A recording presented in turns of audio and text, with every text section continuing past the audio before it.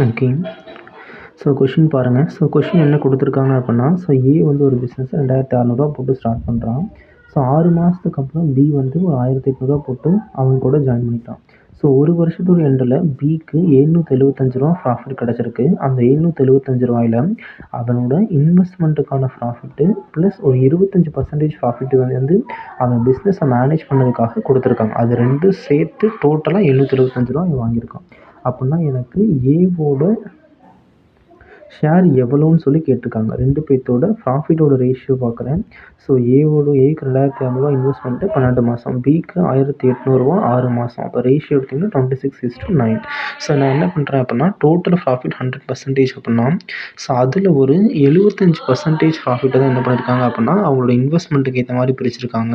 ஒரு 25% ப்ராஃபிட்டை பிக்கு மட்டும் கொடுத்துருக்காங்க. நான் என்ன பண்ணிக்கிறேன், கால்குலேஷனுக்காக 3ஆல் மல்டிபிள் பண்ணிக்கிறேன். அப்போ 78:27.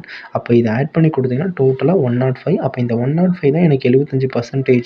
அப்போ 25% நான் எவ்வளோன்னு சொல்லி பார்க்குறேன், 35. அப்போ இந்த 35 யாருக்கு கொடுத்துருப்பாங்கன்னா பிக்கு மட்டும்தான் கொடுத்துருப்பாங்க.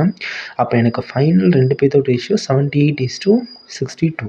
அப்போ இந்த 62 தான் பார்த்தீங்க அப்படின்னா பியோட டோட்டல் ப்ராஃபிட்டு அந்த 775.